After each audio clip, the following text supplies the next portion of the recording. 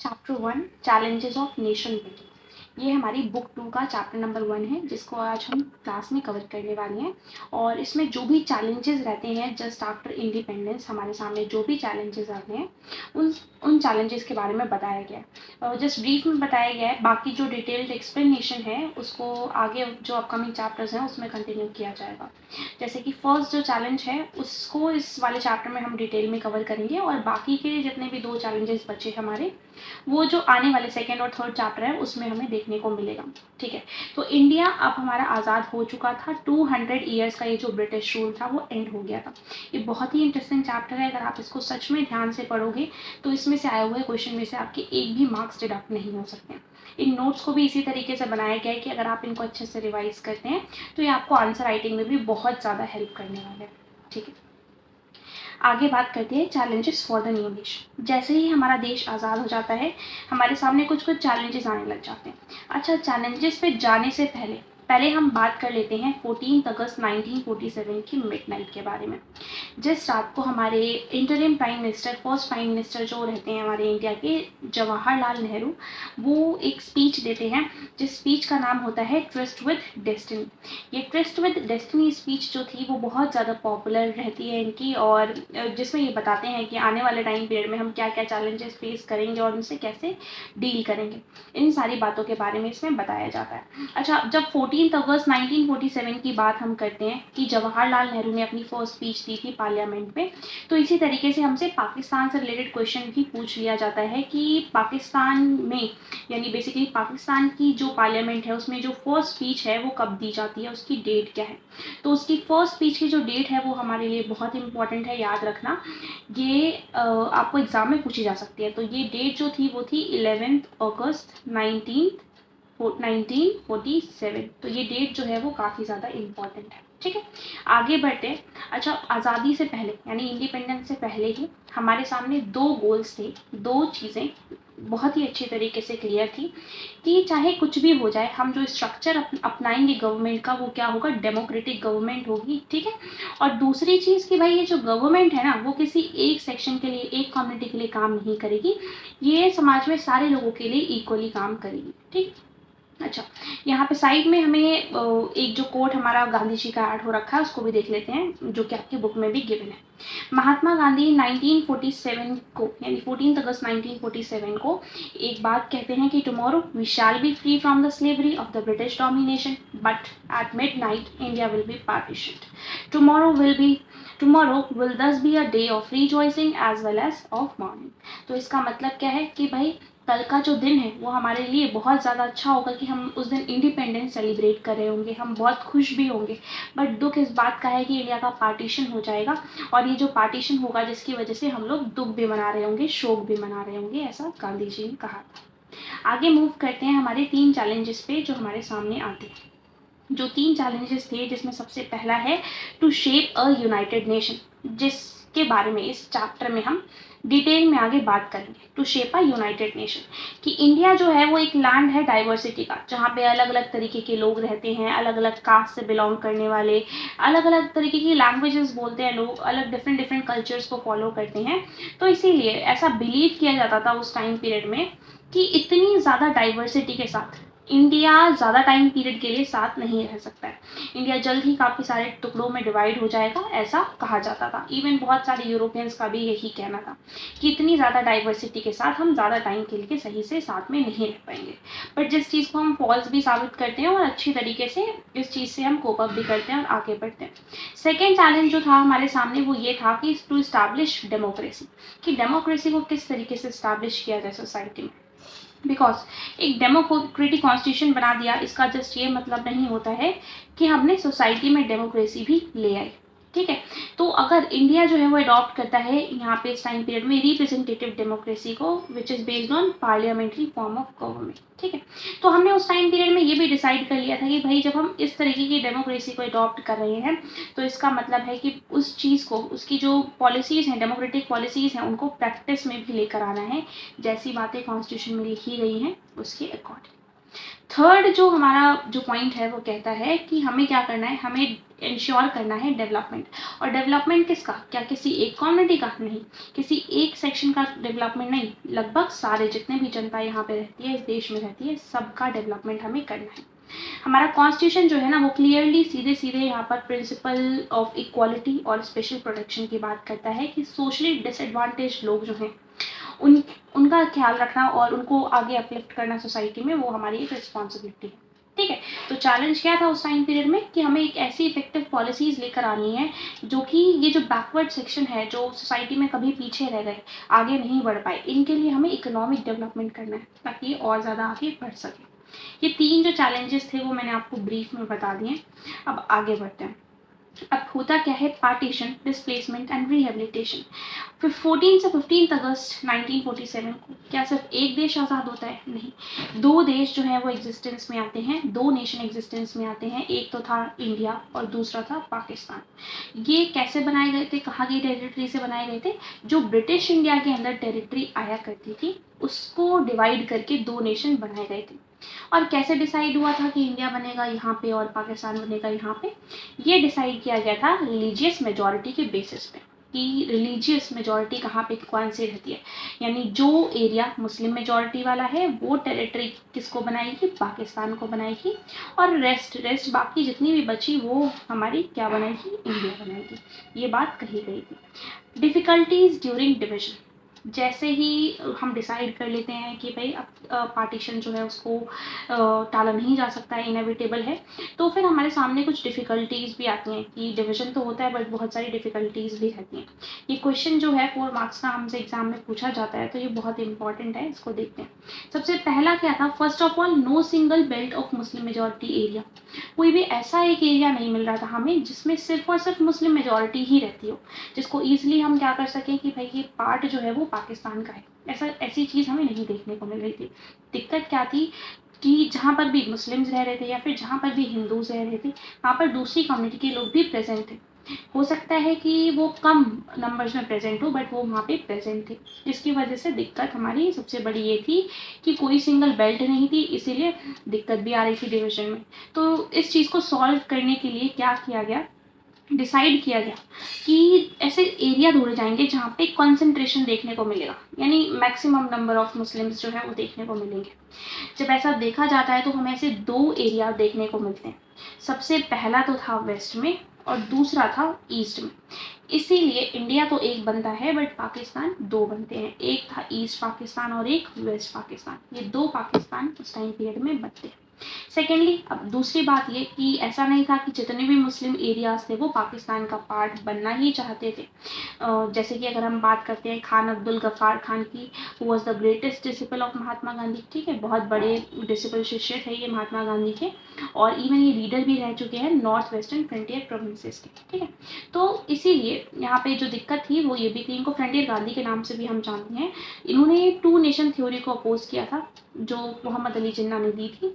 इस 2 nation theory को oppose किया था इन्होंने और बोला था कि डिवीजन इंडिया का नहीं होना चाहिए बिल्कुल भी रिलीजियस बेसिस पे। ठीक है, तो बहुत सारे ऐसे मुस्लिम्स भी थे जो कि पाकिस्तान का पार्ट नहीं बनना चाहते थे। थर्ड प्रॉब्लम हमारे साथ क्या थी कि जो ये 2 मुस्लिम मेजॉरिटी वाले प्रोविंसेस थे ब्रिटिश इंडिया में, जैसे कि पंजाब और बंगाल, इनमें बहुत बड़ा एरिया था जहाँ पे जो नॉन मुस्लिम्स लोग थे वो रह रहे थे मेजॉरिटी में। ठीक है, तो इसीलिए डिसाइड किया गया कि इनका डिवीजन हम कैसे करेंगे, आगे कैसे इनको बाइफर्केट करेंगे। पहले तो हम इनको डिस्ट्रिक्ट लेवल पे बाइफर्केट करेंगे और उसके बाद इवन उससे भी ज़्यादा लोअर लेवल पे हम जाकर इसको बाइफर्केट करेंगे, इसका डिवीजन करेंगे। ठीक, आगे फोर्थ प्रॉब्लम जो थी वो हमारे सामने क्या रहती है कि माइनॉरिटीज़ दोनों ही साइड पे प्रेजेंट थी, चाहे पाकिस्तान की बात करी जाए चाहे इंडिया की बात करी जाए, माइनॉरिटीज़ दोनों ही जगह प्रेजेंट थी। लाखों हिंदू सिख्स जो थे वो मतलब पाकिस्तान के एरिया में बेसिकली प्रेजेंट थे, और अगर हम बात करें कि वैसे ही मुस्लिम्स जो थे वो इंडियन स्टेट में भी प्रेजेंट थे। इवन आपको पता है कि इंडिया से जितने भी जब मुस्लिम्स एक तरीके से उस टाइम पीरियड में माइग्रेट कर जाते हैं, चले जाते हैं, उसके बाद भी इंडिया में 12% पॉपुलेशन जो थी वो मुस्लिम्स की प्रेजेंट थी।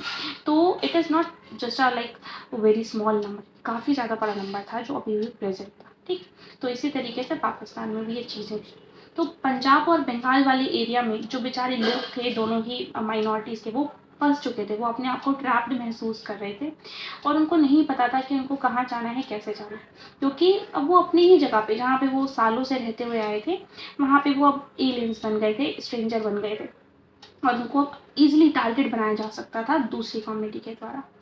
जवाहरलाल नेहरू की अगर हम बात करें तो ये एक बात बोलते हैं यहाँ पर, जब इतनी सारी एट्रोसिटीज़, किलिंग्स, ये सारी चीज़ें चल रही थी, तो इनकी जो स्टेटमेंट रहती है वो ये बोलते हैं कि we have a Muslim minority who are so large in numbers that they cannot, even if they want, go anywhere else. That is a basic fact about which there can be no argument.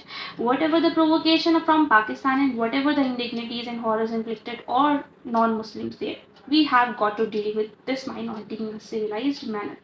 मतलब जो भी चीज़ें पाकिस्तान में चल रही हैं, चाहे वो किसी भी तरीके से यहाँ पे जो माइनॉरिटीज़ हैं वहाँ पे प्रेजेंट, उनके साथ डील कर रही है, बट हमें वैसा नहीं करना है। हमें हमारे जो देश में प्रेजेंट माइनॉरिटीज़ हैं उनके साथ बहुत ही अच्छी तरीके से सिविलाइज्ड मैनर में डील करना है और यही एक डेमोक्रेसी की पहचान है। और मान लो अगर हम ऐसा करने में फेल हो जाते हैं तो इसका मतलब है कि हम जो डेमोक्रेटिक स्टेट इस्टेब्लिश करना चाहते थे ना, एक पॉलिटिक बॉडी इस्टेब्लिश करना चाहते थे, उस चीज़ में भी हम फेल हो जाएंगे। ठीक, आगे बढ़ते हैं। इसमें आपको देखिए ज़रा, इसमें जो ये ग्रीन वाला आपको एरोज़ दिख रहे हैं, ये बता रहे हैं कि वो सारी मुस्लिम पॉपुलेशन जो कि पाकिस्तान की तरफ और ईस्ट पाकिस्तान की तरफ जा रही थी। ये जो जितना भी आपको ब्राउन एरिया दिख रहा है, ये हमारा यूनियन ऑफ इंडिया।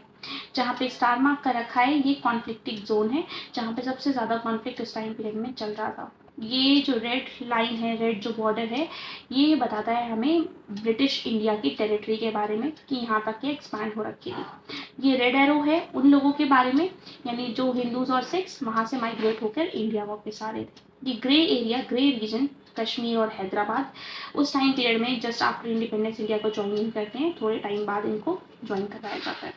ठीक है, आगे बढ़ते हैं कि कॉन्सिक्वेंसेस क्या क्या आते हैं पार्टीशन के दौरान, क्या क्या जो कॉन्सिक्वेंसेस हैं वो हमें देखने को मिलते हैं। किलिंग्स और एट्रोसिटीज़ दोनों ही साइड पे थी, दोनों ही बॉर्डर्स पे किलिंग्स और एट्रोसिटीज़ देखने को मिल रही थी। यानी वहाँ पर भी पाकिस्तान के जो लोग थे, वहाँ पे भी बेसिकली जो माइनॉरिटी लोग थे उनको मारा जा रहा था दूर दूर के, किस बेसिस पे कि भाई वो दूसरे रिलीजन से बिलोंग करते हैं। इवन इंडिया में भी ऐसी एट्रोसिटीज़ हमें देखने को मिल रही थी, दूसरी एक कम्युनिटी दूसरी कम्युनिटी को परेशान कर रही थी, उस पर हमला कर रही थी। ठीक है, रथलेसली इनको मारा जाता है, किल किया जाता है और बहुत ज़्यादा जो रिलीजन के नाम पे जो एट्रोसिटीज़ हैं वो उस टाइम पीरियड में होती हैं। लोग बेचारे माइग्रेट करने पे मजबूर हो चुके थे। सिटीज़, ये जो क्वेश्चन है वो पूछा जाता है हमसे एमसीक्यू में। लाहौर, अमृतसर और कोलकाता, ये 3 सिटी ऐसी थी जो कि कम्युनल जोन्स बन चुकी थी, जहाँ पर सबसे ज़्यादा कॉन्फ्लिक्ट आगे बढ़ चुका था। मुस्लिम्स जो थे वो ऐसी एरिया में जाने से अवॉइड करते थे जहाँ पे हिंदूज़ और सिख्स रहते हैं, और सेम जहाँ पे बेसिकली हिंदूज़ रह रहे थे वहाँ पे मुस्लिम जाने से अवॉइड करते हैं, और सेम ऐसे ही उल्टा भी होता है कि जहाँ पे हिंदूज़ और सिख्स रह रहे थे वहाँ से जहाँ पे मुस्लिम रह रहे थे वहाँ पे जो हिंदूज़ और सिख्स हैं वो जाना अवॉइड करते हैं। इसी तरीके से जहाँ पे मुस्लिम्स रह रहे थे वहाँ पे हिंदूज़ और सिख्स जाना भी अवॉइड कर देते हैं। माइनॉरिटीज़ दोनों ही साइड पे प्रेजेंट थी, हमें पता है, और ये दोनों ही साइड से एक जगह से दूसरी जगह जाने की कोशिश कर रही थी अपनी जान बचाते हुए। ठीक है, जस्ट मतलब एक बार आप एज्यूम करके देखो, आपको नहीं पता, आपको ये पता है कि ठीक है पार्टीशन होने जा रहा है, अब आपको नहीं पता कि आपको कहाँ रहना चाहिए, आपके लिए पाकिस्तान ठीक है या इंडिया ठीक है, और आप एकदम अपने आप को ट्रैप्ड महसूस कर रहे हो because some of your relatives are living in Pakistan and some of your relatives are living in India. तो आप पूरी तरीके से ट्रैप्ड महसूस करोगे खुद को। And even if you are trying to migrate, कि आप इधर से जाकर दूसरी जगह माइग्रेट कर जाते हो, तो बहुत मतलब चांसेस भी बहुत कम है कि आप आराम से पहुंच पाओगे, क्योंकि इतनी ज़्यादा किलिंग्स और एट्रोसिटीज़ होती हैं जिसकी वजह से लाइफ लोगों की बहुत ज़्यादा डेंजर में थी। ठीक है, तो ये कहना ईजी नहीं था कि ईजिली लोग यहाँ से माइग्रेट करके दूसरी जगह अगर वो जा रहे हैं तो वो पहुँच जाएंगे। ठीक, ये जो माइनॉरिटीज़ थी अब इनको बहुत ज़्यादा मतलब इनसिक्योर हो चुके थे, और ये बस सिक्योरिटी कहाँ पे इनको मिल पा रही थी, रिफ्यूजी कैंप्स में। ठीक है, ये एक जगह से दूसरी जगह ट्रैवल करने पे मजबूर हो चुके थे हर तरीके से, जैसे भी ऑल सॉर्ट ऑफ मीन्स जैसे भी इनको पॉसिबल हो रहा था। प्रॉब्लम ये थी कि ज़्यादातर लोग, क्योंकि उस टाइम पीरियड में इतना अच्छा ट्रांसपोर्टेशन नेटवर्क तो था नहीं, तो ज़्यादातर लोग जो थे वो बाय फुट यानी पैदल ही उनको जाना पड़ रहा था एक जगह से दूसरी जगह। इवन ड्यूरिंग दिस जर्नी, इस जर्नी के दौरान उनके ऊपर अटैक भी किया जाता है, उनको मारा भी जाता है एंड इवन विमेन के साथ रेप भी किया जाता है। ठीक है, तो बहुत ज़्यादा जो सिचुएशन थी वो क्रिटिकल हो चुकी थी। आप इस चीज़ को समझ सकते हो, जो लोग थे देख सकते हो आप किस तरीके से माइग्रेट करके एक जगह से दूसरी जगह जा रहे हैं। इन मेनी केसेस हमें कई केसेस में क्या देखने को मिलता है कि विमेन बेचारी जो औरतें थी उनको उनके खुद के फैमिली मेम्बर्स ही मार देते हैं। क्यों? ताकि उनका जो फैमिली ऑनर है उसको बचाया जा सके। ठीक है, जैसे ही उनको पता चलता है कि समथिंग कुछ जो गलत है वो हो चुका है उनकी जो फैमिली की विमेन है, तो इस बेसिस पे उनको उसी टाइम पीरियड में किल कर दिया गया कि भाई हमें अपना फैमिली का ऑनर प्रिजर्व करना है, जो कि सही नहीं था, बहुत ज़्यादा गलत था। और ये सारी एट्रोसिटीज़ हमें उस टाइम पीरियड में देखने को मिलती हैं, जिसको सुनकर आज भी बहुत ज़्यादा मतलब even you will going to get goosebumps कि हाँ बहुत ज़्यादा बुरा हुआ उस टाइम पीरियड में। तो बहुत सारे बच्चे भी जो थे, मेनी चिल्ड्रन से वर सेपरेटेड फ्रॉम देयर पेरेंट्स, उनके पेरेंट्स से उनको अलग होना पड़ जाता है, उनके पेरेंट्स वो खो देते हैं अपने पेरेंट्स को, बेसिकली उनकी डेथ हो जाती है और कई बार पेरेंट्स भी अपने बच्चों को खो देते हैं। तो बहुत ज़्यादा जो सिचुएशंस थी वो क्रिटिकल थी। लाखों लोग जो थे रिफ्यूजी में, अब उनके लिए रिफ्यूजीज जो बन चुके थे, अब उनके लिए फ्रीडम का मतलब यही था कि भैया वो कहाँ रहने वाले हैं, रिफ्यूजी कैंप्स में रहने वाले हैं। इन रिफ्यूजी कैंप्स में कई बार इनको महीनों के लिए और कई बार सालों के लिए भी यहाँ पर रहना पड़ता था। इसीलिए इस पार्टीशन को सिर्फ और सिर्फ टेरिटरी का पार्टीशन नहीं बोला जाता है, इस पार्टीशन को डिवीजन ऑफ हर्ट्स भी बोला जाता है। आगे ये जो पार्टीशन था, ये पार्टीशन सिर्फ और सिर्फ प्रॉपर्टीज, लाइबिलिटीज, एसेट्स या फिर पॉलिटिकल डिवीजन नहीं हुआ था कंट्री का, या फिर एडमिनिस्ट्रेटिव अपैरेटस के बेसिस पे डिवीजन नहीं हुआ था। डिवीजन हुआ था इवन फाइनेंशियल एसेट्स का भी। जो चेयर हो गई, एक टेबल हो गई, एक टाइपराइटर हो गया, एक पेपर क्लिप हो गई, इन सारी चीज़ों का डिवीजन किया गया था। पुलिस बैंक का, गवर्नमेंट और रेलवे एम्प्लॉयज़ का, हर चीज़ का डिवीजन हुआ था, एक एक चीज़ का डिवीजन हुआ था। Between 5 to 10 lakh people were killed in partition. लगभग 5 से 10 लाख लोग जो थे पार्टीशन में मारे जा चुके थे और ये जो वायलेंस था बहुत ज़्यादा आगे बढ़ चुका था। एंड अबाउट 80 लाख लोग जो थे वो माइग्रेट करते हैं एक जगह से दूसरी जगह।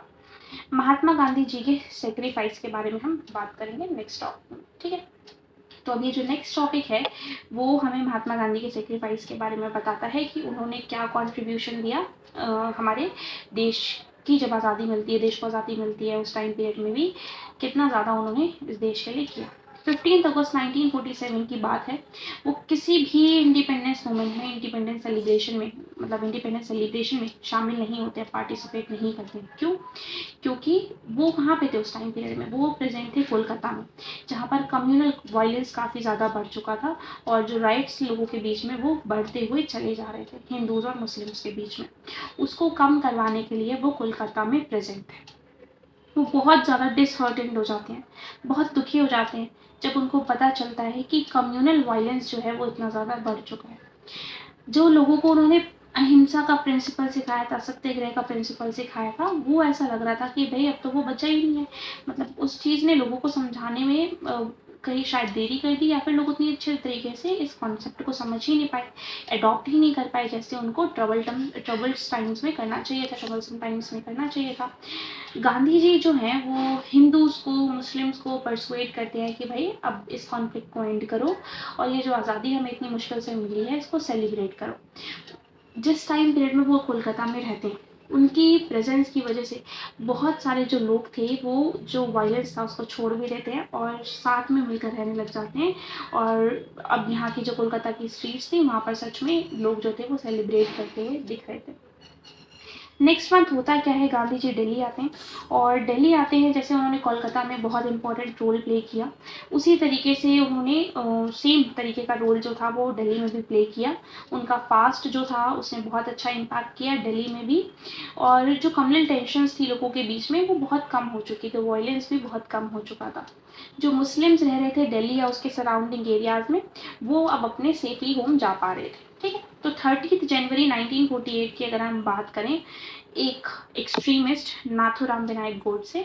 एक्सट्रीमिस्ट एक ऐसा इंसान होता है जो जिसको लगता है कि वही सही है, उसके रिलीजियस बिलीफ सही है, बाकी सामने वाले के रिलीजियस बिलीफ्स जो है वो सही नहीं है। तो इसी तरीके के एक एक्सट्रीमिस्ट थे जिनका नाम था नाथूराम विनायक गोडसे। ये क्या करते हैं, he walked up to Gandhi ji during his evening prayer in Delhi, evening prayer के लिए गांधी जी जा रहे होते हैं, उसी टाइम पीरियड में ये आते हैं और 3 बुलेट्स उनके ऊपर फायर कर देते हैं, जिसकी वजह से उनकी ऑन स्पॉट डेथ हो जाती है। इसकी वजह से जैसे ही इतना सब कुछ हो जाता है तो हर जगह जो वायलेंस था वो काफ़ी ज़्यादा बढ़ चुका था।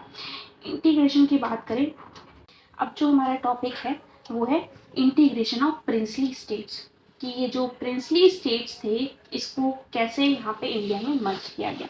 ठीक है, अब इस वाले जो जो हमारा ये टॉपिक है इसको कवर करेंगे। प्रिंसली स्टेट्स थे क्या? प्रिंसली स्टेट्स वो स्टेट्स जहाँ पे किसी किंग का रूल हुआ करता था। ठीक है, वो स्टेट्स जहाँ पे किसी किंग का रूल हुआ करता था। ठीक है, और ब्रिटिश इंडिया की अगर हम बात करें तो ब्रिटिश इंडिया वाले पार्ट में ब्रिटिशर्स डायरेक्ट रूल करते थे। ठीक है, तो अभी इसको थोड़ा सा डिटेल में कवर करते हैं और देखते हैं कि क्या इनके बीच में डिफरेंस था। जस्ट तो ब्रिटिश इंडियन प्रोविंसेस की अगर हम बात करें, जैसे कि अभी हमने देखा ब्रिटिश इंडिया की जो प्रोविंस थी वो डायरेक्टली ब्रिटिशर्स के रूल के अंदर आती थी, और प्रिंसली स्टेट जो थे वो कुछ कुछ छोटे पार्ट्स में भी थे और कुछ कुछ काफ़ी बड़े पार्ट्स में भी थे। इनके ऊपर प्रिंस रूल किया करते थे, बेसिकली किंग रूल किया करते थे, और इनको कुछ सॉर्ट ऑफ इंटरनल ऑटोनॉमी दी जाती थी कि आप अपने जो खुद के डिसीजंस हैं वो खुद से ले सकते हो, बट इनके ऊपर जो सुप्रीमेसी होती थी, यानी जो कंट्रोल होता था इनके ऊपर, वो किसका होता था? वो ब्रिटिशर्स का होता था। ठीक है, अब प्रॉब्लम क्या आती है हमारे सामने कि जैसे ही इंडिपेंडेंस मिलती है, तो अब जैसे ही इंडिपेंडेंस हमें मिलती है तो ये चीज़ बोल दी गई थी कि भाई ये प्रिंसली स्टेट्स पे डिपेंड करता है कि whether they want to live in Pakistan, whether they want to join India, और whether they want to remain independent. ठीक है, ये बात बोलती जाती है कि भाई आपको अगर पाकिस्तान ज्वाइन करना है तो आप पाकिस्तान ज्वाइन करो, आपको इंडिया में रहना है आप इंडिया में रहो, अगर आपको इंडिपेंडेंट रहना है तो आप इंडिपेंडेंट रहो। तो इसकी वजह से जो प्रॉब्लम्स थी वो और ज़्यादा बढ़ गई थी, दिक्कतें इतनी ज़्यादा बढ़ चुकी थी कि अब बस हमारे सामने जो सबसे बड़ा मोटिव था वो यही था कि किसी तरीके से इंडिया को इस टाइम पीरियड में यूनाइट करना, इंटीग्रेट करना बहुत ज़्यादा ज़रूरी है, अदरवाइज इंडिया के वही छोटे छोटे जो टुकड़े हैं वो हो जाते। ठीक है, तो इसीलिए यहाँ पे सबसे बड़ा चैलेंज था। 565 प्रिंसली स्टेट्स प्रेजेंट थे, इस नंबर को अच्छे से आप याद कर लो। 565 प्रिंसली स्टेट्स प्रेजेंट थे और ये अब लीगली इंडिपेंडेंट बन चुके थे अकॉर्डिंग टू ब्रिटिशर्स, है ना। तो अब इनके ऊपर था कि ये कहाँ पे रहना चाहते हैं। तो जो हमारे फर्स्ट रूलर रहते हैं कहाँ के? त्रावणकोर के first ruler. Let me show you Travancore located कहाँ पे था।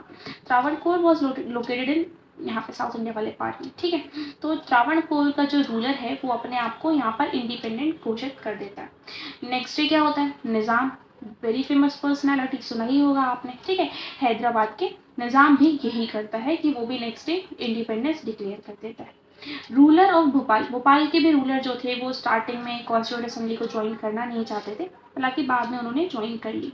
अच्छा, एक बार इंडिया का मैप देख लेते हैं, बिफोर और आफ्टर पार्टीशन कैसे दिखता था इंडिया। देखो, बिफोर पार्टीशन कितना ज़्यादा ब्रॉड था, है ना, और आफ्टर पार्टीशन जो है वो ये जो बाउंड्रीज हैं वो ड्रॉ कर दी जाती हैं। ये एक्सटर्नल बाउंड्रीज हैं इंडिपेंडेंट इंडिया की, और ये ब्लू वाले आपको पता ही है ये प्रिंसली स्टेट्स हैं और ये ब्रिटिश इंडिया का पार्ट है। ठीक, आगे देखते हैं गवर्नमेंट का क्या अप्रोच रहता है इन सारी चीज़ों में। गवर्नमेंट किस तरीके से अपना अप्रोच जो है वो यहाँ पे करती है। The interim government took a firm stand against the possible division of India into many small principalities. ठीक है, गवर्नमेंट क्या करती है, बहुत ज़्यादा इंपॉर्टेंट रोल प्ले करती है यहाँ पे, कि उन्होंने सोचा कि भाई अब सबसे पहला जो हमारा काम है, जो मूव है, वो यही होना चाहिए कि हमें जितनी भी प्रिंसली स्टेट्स हैं उनको इंडिया के अंदर यहाँ पे ज्वाइन करवाना है और इंडिया में यूनाइट करवाना है। इसका जो जो एक तरीके से रिस्पॉन्सिबिलिटी है वो किसको दी जाती है? हमारे most famous leader Sardar Vallabh भाई पटेल, जिनको हम आयरन मैन ऑफ इंडिया के नाम से भी जानते हैं। इनको आयरन मैन ऑफ इंडिया ऐसे ही सिंपली नहीं कहते हैं, इनका बहुत ज़्यादा इंपॉर्टेंट रोल था इंडिया को यूनाइट करने में। इवन आपने सुना भी होगा इनके लिए स्टैचू ऑफ यूनिटी बनाई गई है ना, which is 183 metres long, world की सबसे जो लॉन्गेस्ट स्टैचूज में से एक है। ठीक है, आगे अगर हम बात करें, इंडिया डिप्टी प्राइम मिनिस्टर भी यही थे और इंडिया के होम मिनिस्टर भी यही थे। ये दो चीज़ें बहुत इंपॉर्टेंट हैं, इनको याद रखना। इन्होंने बहुत इंपॉर्टेंट हिस्टोरिक रोल यहाँ पर प्ले करा नेगोशिएट करने में, जो हमारे प्रिंसली स्टेट्स थे उनके साथ, firmly but diplomatically, and bringing most of them enter into Indian union. और इन्होंने जितने भी ज़्यादातर जितने भी स्टेट्स थे, जितने भी प्रिंसली स्टेट्स थे, उन सबको इंडिया में ज्वाइन करवाने में ये सक्सेसफुल रहे। ये बहुत ज़्यादा पॉपुलर लीडर की तरह कब इमर्ज होना शुरू होते हैं? खेड़ा सत्याग्रह होता है 1918 में और बरदोली सत्याग्रह होता है 1928 में। उस टाइम पीरियड से धीरे धीरे एक अच्छे पॉपुलर लीडर की तरह एमर्ज होना शुरू कर देते। ठीक है, इन्होंने ये चैलेंज, जो सबसे बड़ा ड्रास्टिक चैलेंज था हमारे सामने, कि इन 565 प्रिंसली स्टेट्स को यूनाइट कैसे किया जाए, ये चैलेंज इन्होंने अपने हाथ में लिया। He was not in favour of any compromise to India's territorial integrity. ये बिल्कुल भी फेवर में नहीं थे कि इंडिया की टेरिटरी के साथ कुछ भी ज़रा सी भी छेड़छाड़ होनी चाहिए। ठीक है, और इनके पॉलिटिकल एक्सपीरियंस भी काफ़ी ज़्यादा थे, डिप्लोमेटिक नॉलेज भी इनके पास काफ़ी ज़्यादा थी। ठीक है, ये फोर साइडेडनेस पे बिलीव करते थे, यानी ये दूर का सोच पाते थे और देख पाते थे कि आने वाले टाइम पीरियड में इंडिया के लिए क्या सही होगा और क्या नहीं। बहुत सारी, ज़्यादातर जो प्रिंसली स्टेट्स थी, उन्होंने अपना कंसेंट ऑलरेडी दे दिया था कि yes we are ready to merge with India. ठीक है, हम रेडी हैं इंडिया को ज्वाइन करने में। अब इनका जो क्रूशियल रोल रहता है वो कहाँ कहाँ, कौन कौन सी जगह को इंटीग्रेट करने में रहता है, उसको देख लेते हैं। हैदराबाद, जूनागढ़, मणिपुर और कश्मीर, ये 4 जगह को मर्ज करवाने में, इंटीग्रेट करवाने में इंडिया में इनका बहुत बड़ा रोल रहता है, क्योंकि ये 4 जगह ही थी जहाँ पर हमें सबसे ज़्यादा डिफ़िकल्टी फेस करनी पड़ी थी। यही है वो स्टैचू ऑफ यूनिटी जो 183 मीटर्स लॉन्ग है। और he was well aware about Jinnah's two nation theory, उनको बहुत अच्छी तरीके से पता था जिन्ना की 2 नेशन थ्योरी के बारे में। तो इसीलिए उन्होंने ऑलरेडी सोच रखा था कि भाई किसी भी तरीके से देरी नहीं करनी है और फटाफट से इसको हमें आगे मर्ज करते हुए चलना है। So his opinion on how to get Kashmir to merge with India were different from other leaders. इसीलिए इनका हमेशा से स्टैंड यही था कि हमें पूरा कश्मीर जो है वो यूनाइट करना है इंडिया वाले पार्ट में। हैदराबाद में जैसे मिलिट्री लास्ट में भेजी जाती है, तो इसी तरीके से ये कश्मीर में भी मिलिट्री को भेजकर फुल्ली इंटीग्रेट करना चाहते थे कश्मीर को इंडिया में। बट हाउएवर ये जो चीज़ थी वो पॉसिबल नहीं हो पाती है। गवर्नमेंट का जो अप्रोच था वो 3 कंसिडरेशन से गाइडेड था, कि सबसे पहली बात, भाई जितने भी most of the princely states जो हैं, वो ज़्यादातर जो प्रिंसली स्टेट्स थे वो पार्ट बनना चाहते थे इंडिया। ठीक है, और सेकेंडली क्या चीज़ थी कि जो गवर्नमेंट थी वो फ्लेक्सिबल अप्रोच प्रोवाइड करने के लिए रेडी थी, कि अगर थोड़ा बहुत कंसेशन भी हमें किसी को प्रोवाइड करना पड़ता है तो we are ready for that. Third चीज़ जो थी कि backdrop of partition which brought into focus the contest over demarcation of territory. The integration of the territorial boundaries of the nation had assumed supreme importance. कि सबसे ज़्यादा अभी जो जिस भी चीज़ को इम्पोर्टेंस दी जाएगी वो इसी ही चीज़ को दी जाएगी कि अभी इंडिया को यूनाइट करना है। ठीक है, ये 3 कंसिडरेशन हमारी थी। उसके बाद बात करते हैं हम इंस्ट्रूमेंट ऑफ एक्सेशन की, जो कि बहुत ज़्यादा इम्पॉर्टेंट है और एक बहुत इम्पॉर्टेंट रोल प्ले भी करता है। ये द रूलर्स, इसको पहले एक बार देख लेते हैं कि ये है क्या। The rulers of most of the states signed a document called the Instrument of Accession. ज़्यादातर स्टेट के जो रूलर थे उन्होंने एक डॉक्यूमेंट साइन किया था, जिस डॉक्यूमेंट का नाम था instrument of accession, which meant कि ये जितने भी रूलर्स हैं that their state agree to become a part of the Indian union, कि ये ऑलरेडी रेडी थे कि भाई हम यूनियन ऑफ इंडिया का पार्ट बनेंगे। ठीक है, और इंस्ट्रूमेंट ऑफ एक्सेशन वही डॉक्यूमेंट था जिसके थ्रू इनको साइन करवा के पार्ट बनाया जाता था इंडियन टेरिटरी का। जो प्रिंसली स्टेट्स थे जैसे हमने अभी देखे, जूनागढ़, हैदराबाद, कश्मीर और मणिपुर, यहाँ पे थोड़ी सी डिफ़िकल्टीज हमें आती हैं, बाकी जितनी भी जगह थी वो ईजिली लगभग मर्ज हो जाती हैं। जूनागढ़ का इशू जो है वहाँ पे एक प्लेबिसाइड करवाया जाता है और उससे रिजॉल्व कर दिया जाता है। प्लेबिसाइड क्या होता है, जब किसी एक जगह पर येस या नो में वोटिंग करवाई जाती है और उस टाइम पे क्या हो रहा होगा, यस या नो, कि भाई आपको इंडिया में रहना है या नहीं रहना है। ठीक है, तो ये एक काइंड ऑफ वोटिंग थी जो उस टाइम पीरियड में वहाँ पे कराई गई, जिसमें जो ज़्यादातर लोग थे वो यस के सपोर्ट में थे और इसी तरीके से जो जूनागढ़ था वो पार्ट बन जाता है इंडिया का। ठीक है, आगे हैदराबाद के केस की बात अगर हम करें, ये देख सकते हैं आप, ये निज़ाम है, ये हमारे सरदार वल्लभ भाई पटेल है और ये इनके जो बेसिकली आगे जो रूलर्स हमने देखे रजाकर वो है। केस ऑफ हैदराबाद के केस की बात करते हैं कि इसको कैसे इंडियन टेरिटरी में ज्वाइन करवाया जाता है। लॉन्गेस्ट प्रिंसली स्टेट था ये और पूरी की पूरी इंडियन टेरिटरी से सराउंडेड था, अभी हमने देखा था ऊपर मैप में। और कुछ पार्ट्स हैदराबाद के आज का जो कंप्राइज करते हैं वो कौन कौन सी जगह, महाराष्ट्र, कर्नाटक और आंध्र प्रदेश। इसका जो रूलर था बेसिकली निज़ाम का टाइटल उसके पास था और वो वर्ल्ड का रिचेस्ट मैन हुआ करता था उस टाइम पीरियड में। ये एग्रीमेंट साइन कर लेता है उस टाइम पीरियड में इंडिया के साथ, स्टैंड स्टिल एग्रीमेंट, जिसका मतलब था कि भाई अभी तो ये किसी भी चीज़ को ज्वाइन नहीं कर रहा है, मतलब ना इंडिया ना पाकिस्तान को, बट अभी स्टैंड स्टिल है, एक ही जगह पे है।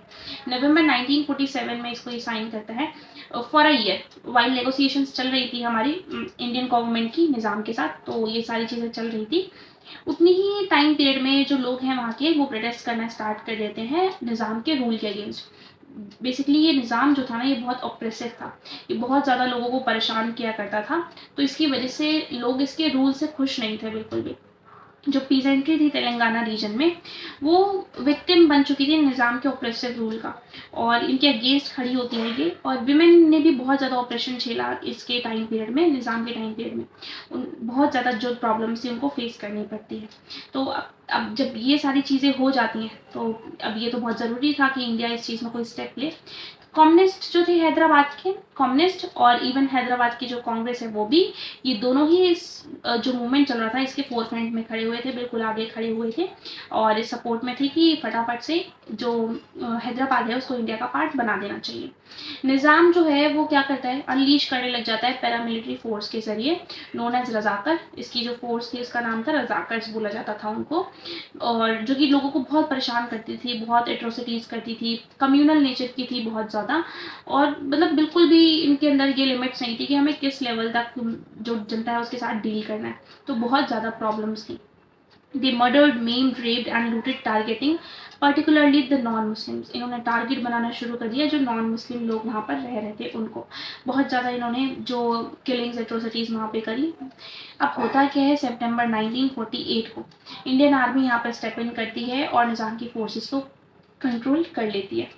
इवेंचुअली अब लास्ट में होता क्या है, कुछ दिन फाइट करने के बाद निज़ाम को सरेंडर करना पड़ता है, निज़ाम सरेंडर करता है, और दैट इज़ हाउ हैदराबाद जो है वो इंडिया का पार्ट बन जाता है, हैदराबाद भी इंडिया में एक्सेशन हो जाता है। ठीक है, केस ऑफ मणिपुर, मणिपुर के केस की अगर हम बात करें तो a few days before independence, कुछ दिन पहले ही इंडिपेंडेंस के, महाराजा जो थे मणिपुर के, जिनका नाम था बोध चंद्र सिंह, इन्होंने एक एग्रीमेंट साइन कर रखा था, जिस एग्रीमेंट का वही एक एग्रीमेंट साइन करना था इनको, वही एग्रीमेंट जो बेसिकली हमने साइन करवाया सारे जितने भी प्रिंसली स्टेट्स थे उनसे, जिसका नाम था instrument of accession with the Indian government on the assurance that internal autonomy of Manipur would be maintain. और ये साइन करवा के, और हमने ये चीज़ बोल दी थी कि जो इंटरनल ऑटोनॉमी है मणिपुर की वो मेंटेन रहेगी, और आप अपने जितने भी लॉज एंड ऑर्डर्स वगैरह है उसको खुद से मेंटेन कर सकते हैं।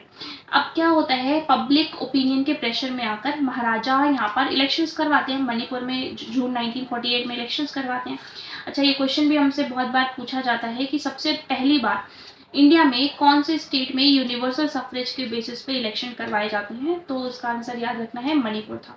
And the state became a constitutional monarchy, और फाइनली जो स्टेट है यहाँ पे वो कॉन्स्टिट्यूशनल मोनार्की बन जाता है। मणिपुर जो है वो पहला पार्ट बनता है जहाँ पे यूनिवर्सल सफरेज के बेसिस पे इलेक्शंस करवाए जाते हैं। लेजिस्लेटिव असेंबली की बात करते हैं, मणिपुर में क्या चल रहा था, डिफरेंसेस चल रहे थे कि भाई मर्ज होना है मणिपुर को इंडिया के साथ या नहीं होना है।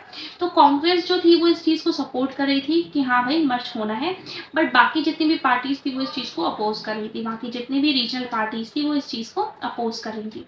The government of India succeeded in pressurising the Maharaja, finally हम प्रेशर थोड़ा सा क्रिएट कर पाते हैं महाराजा के ऊपर, एंड महाराजा जो है वो इंस्ट्रूमेंट ऑफ एक्सेशन को साइन कर भी लेते हैं, मर्जर डॉक्यूमेंट को साइन कर लेते हैं सितंबर 1949 में। और गलती इनकी इतनी सी थी कि इन्होंने लेजिस्लेटिव असेंबली से कंसल्ट नहीं किया था साइन करने से पहले, जिसकी वजह से लोगों के बीच में बहुत ज़्यादा एंगर और रिजेंटमेंट हमें मणिपुर में देखने को मिला, लोग काफ़ी ज़्यादा गुस्से में आ चुके थे इस बात को लेकर। रीऑर्गेनाइजेशन की बात करते हैं अब स्टेट्स की। ठीक है, मणिपुर का केस आपने समझ लिया, आपको समझ में आ गया होगा। अब रीऑर्गेनाइजेशन की बात करते हैं कि स्टेट्स को रीऑर्गेनाइज कैसे करना स्टार्ट किया गया और कब। जैसे ही पार्टीशन होता है इंडिया का कि भाई अब तो इंडिपेंडेंस मिल गई हमें, तो पहला चैलेंज कि यूनाइट भी कर लिया। अब जो चैलेंज था वो सामने क्या आता है कि जो इंटरनल बाउंड्रीज है इंडियन स्टेट की उसको भी रीड्रॉ करने की ज़रूरत है। It's not just the matter of administrative division, administration के बेसिस पे डिविजन नहीं करना था बस, अब जो डिविजन था वो लिंग्विस्टिक और कल्चरल बेसिस पे होना था, जो कि पहले ही हमारे लीडर्स बोल चुके थे ऑलरेडी कि अब जब डिवीजन मतलब जो टेरिटरीज वगैरह जो ड्रॉ करी जाएंगी वो लिंग्विस्टिक और कल्चरल बेसिस पे होंगी। ठीक है, जिससे कि क्या हो, डाइवर्सिटी यानी जो प्लूरलिटी है वो भी रिफ्लेक्ट करे और यूनिटी भी इंडिया की रिफ्लेक्ट करे। हमारे लीडर्स ने इस चीज़ का पहले ही प्रॉमिस कर रखा था कि जो स्टेट्स का फॉर्मेशन है वो लिंग्विस्टिक बेसिस पे ही होगा, ठीक है। अब होता क्या है, नागपुर सेशन जो था 1920 में कांग्रेस का, वो भी इस बात को रिकॉग्नाइज करता है और बोलता है कि भाई हम तो अपनी पार्टी को भी इसी तरीके से आगे बनाएंगे कि हर स्टेट में डिफरेंट डिफरेंट तरीके से पार्टी लैंग्वेज के बेसिस पे और कल्चर के बेसिस पे। पर इंडिपेंडेंस के बाद जो चीज़ें हैं वो काफ़ी चेंज हो जाती हैं और पार्टीशन हो जाता है इंडिया का, विच वॉज अनएक्सपेक्टेड, कि पता नहीं था कि ऐसा होगा भी। पार्टीशन हो जाता है तो चीज़ें बहुत चेंज हो जाती हैं और लीडर्स को ये डर था कि भाई अभी तो हम अगर ऐसा करते हैं, मतलब अभी जस्ट अगर हमने ऐसा करना शुरू कर दिया, कार्व करने लग गए हम स्टेट्स की बाउंड्रीज को on the basis of religious sorry on the basis of linguistic division, तो हो सकता है कि इसकी वजह से जो इंडियन स्टेट है उसको उसका डिवीजन हो जाए या फिर वो डिसइंटीग्रेट ना हो जाए, ठीक है। तो इसीलिए जो लीडर्स थे दे वर अफ्रेड कि अभी ऐसा कुछ करना सही नहीं होगा, ठीक है। तो और अगर ऐसा किया भी जाता है तो जो लोगों की अभी जो हमारा टेंशन है बेसिकली कि हमें सोशल और इकोनॉमिक चैलेंजेस को फेस करना है, उससे थोड़ा साइड हो जाएगा। तो इस चीज़ को हमने क्या करा कि भाई अभी इसको हम साइड में रखते हैं और बाकी चीज़ों के बारे में सोचते हैं। बट इतनी ही टाइम पीरियड में जो प्रोटेस्ट हैं तमिल नाडु में बेसिकली, और जो मद्रास प्रोविंस थी वहाँ पे जो प्रोटेस्ट है वो शुरू हो जाते हैं। और जो तेलुगु स्पीकिंग एरियाज थे ओल्ड मद्रास प्रोविंस के, जो कि आज के टाइम पीरियड में तमिलनाडु, आंध्र प्रदेश, केरला और कर्नाटका से मिलकर बनते हैं, ठीक है। तो वहाँ पे जो प्रोटेस्ट है वो शुरू हो जाता है और ये जो मूवमेंट यहाँ पे शुरू होता है उस मूवमेंट का नाम था विशाल आंध्रा मूवमेंट। ये डिमांड करते हैं कि भाई तेलुगु स्पीकिंग एरियाज जो है उनको मद्रास प्रोविंस से अलग करना चाहिए और इनको सेपरेट आंध्र प्रोविंस का पार्ट बना देना चाहिए। ऑलमोस्ट जितनी भी पॉलिटिकल पार्टीज थी वो इस फेवर में ही थी, लिंग्विस्टिक रीऑर्गेनाइजेशन के फेवर में थी कि हाँ ठीक है, लिंग्विस्टिक रीऑर्गेनाइजेशन होना चाहिए स्टेट्स का। अब इसी टाइम पीरियड में क्या होता है, जो यहाँ के उस टाइम पीरियड के कांग्रेस लीडर, जो कि प्रोमिनेंट लीडर थे, कांग्रेस लीडर थे और जिनको वेटरन गांधी भी बोलते हैं हम, पोटी श्रीरामुलु, ठीक है। पोटी श्रीरामुलु जो थे ये बहुत इंपॉर्टेंट लीडर थे जिन्होंने यहाँ पे क्या किया, इन्होंने एक फास्ट होल्ड किया, इंडेफिनिट फास्ट होल्ड किया, जिसकी वजह से इनकी 56 डेज के बाद डेथ हो जाती है। अब जब ऐसा होता है तो वहाँ के लोग तो और ज़्यादा गुस्से में आ जाते हैं और ज़्यादा जो रिजेंटमेंट है वो क्रिएट हो जाता है लोगों के बीच में, आंध्र रीजन में। तो मद्रास में और सेवरल जितने भी लेजिस्लेटर्स थे, जो लेजिस्लेचर के मेंबर्स थे, उन्होंने भी गुस्से में आकर यहाँ पर रिजाइन कर दिया, अपनी सीट को छोड़ दिया प्रोटेस्ट में, ठीक है। फाइनली प्राइम मिनिस्टर जो है वो अनाउंस करते हैं कि अब सेपरेट आंध्र स्टेट जो है वो क्रिएट किया जाएगा। दिसंबर 1952 में इस चीज़ की अनाउंसमेंट करी जाती है, ठीक है। आगे अब बाकी सारे स्टेट से भी, अब जब एक स्टेट की डिमांड पूरी कर दी आपने तो बाकी स्टेट से भी डिमांड उठनी है, तो बाकी स्टेट से भी डिमांड उठने लग जाती है कि बाउंड्रीज को फिर से रीड्रॉ करना चाहिए। तो इसीलिए 1953 में गवर्नमेंट स्टेट रीऑर्गेनाइजेशन कमीशन को अपॉइंट करती है। अपॉइंटमेंट डेट क्या है, 1953। और फाइनली अपनी रिपोर्ट्स फिर बाद में सबमिट कर देता है लिंग्विस्टिक रीऑर्गेनाइजेशन ऑफ स्टेट्स को लेकर, और इसमें एक्सेप्ट भी करते हैं या मेंशन भी करते हैं कि लिंग्विस्टिक रीऑर्गेनाइजेशन स्टेट्स का बहुत ज़्यादा इंपॉर्टेंट है। 1956 में स्टेट रीऑर्गेनाइजेशन एक्ट जो है वो पास हो जाता है फाइनली, और जैसे ही पास होता है कितने स्टेट्स बनते हैं उस टाइम पीरियड में, 14 स्टेट्स बनते हैं और 6 यूनियन टेरिटरीज बनती हैं। अर्लियर पीपल फियर, मतलब उस टाइम पीरियड में लोग जो थे पहले डरते थे कि भाई अगर ऐसा किया तो कहीं गलती से स्टेट का सेपरेशन ना हो जाए, डिविजन ना हो जाए। अगर ऐसा हो जाता है तो फिर बहुत ज़्यादा दिक्कतें जो है वो आगे हमारे लिए बढ़ जाएंगी, बट ऐसा होता नहीं है। इंडिया इस चीज़ को प्रूव कर देता है कि अगर आप रीजनल डिमांड्स को जो जितनी भी रीजनल डिमांड्स जगह जगह से उठती हैं उनको आप अकोमोडेट करोगे, उनकी बात को सुनोगे, ठीक है, तो जो चीज़ें हैं वो सही तरीके से डील करी जा सकती हैं। लिंग्विस्टिक फॉर्मेशन करा हमने स्टेट्स का। India prove that we have not only adopted a democratic constitution, हमने सिर्फ अडॉप्ट नहीं किया है डेमोक्रेटिक कॉन्स्टिट्यूशन, हमने क्या किया है, हमने इस चीज़ को आगे रिस्पेक्ट भी किया है, इसके की फीचर्स को जो डेमोक्रेसी के होते हैं, कि democracy is associated with plurality of ideas and ways of life. अब ये जितनी भी जो लिस्ट दी गई है इसको आप एक बारी अच्छे तरीके से लर्न कर लेना, बिकॉज ये बहुत इंपॉर्टेंट है। बॉम्बे जो है, बॉम्बे से बनते हैं महाराष्ट्र और गुजरात 1960 में, असम से नागालैंड बनता है 1963 में, लार्जर जो पंजाब स्टेट हुआ करता था उससे हरियाणा, हिमाचल प्रदेश, पंजाब 1966 में बनता है। फिर उसके बाद असम जो है, यानी जिससे मेघालय, मणिपुर और त्रिपुरा 1972 में बनता है। असम से मिजोरम, अरुणाचल प्रदेश 1987 में बनता है। उत्तर प्रदेश की बात करें अगर हम, तो उत्तर प्रदेश जो है उससे उत्तराखंड को निकाल के 2000 में बनाया जाता है, और मध्य प्रदेश से छत्तीसगढ़ को बनाया जाता है 2000 में, और आंध्र प्रदेश से तेलंगाना को बनाया जाता है 2000 में। ठीक है, तो ये लिस्ट जो है वो बहुत ज़्यादा इंपॉर्टेंट है और अभी आपको ये याद भी रखनी है। आपके लिए एक होमवर्क है कि आपको कमेंट करके बताना है कि प्रेजेंटली इंडिया में कितनी यूनियन टेरिटरीज हैं और कितने स्टेट्स हैं। Thank you so much for watching this video. अगर आपको ये वीडियो पसंद आया है तो आप बिल्कुल मतलब लाइक करना तो बिल्कुल मत भूलना, और आप कमेंट में बता सकते हो आपको अगर कुछ भी इम्प्रूवमेंट्स चाहिए या कुछ भी, और इवन अगर आपको ये नोट्स चाहिए तो वो चीज़ मैं आपको प्रोवाइड करवा दूँगी। आप मुझे एक बार ही कमेंट करके बता देना। ठीक, thank you so much for this video. अब सेकेंड चैप्टर की वीडियो में हम मिलेंगे।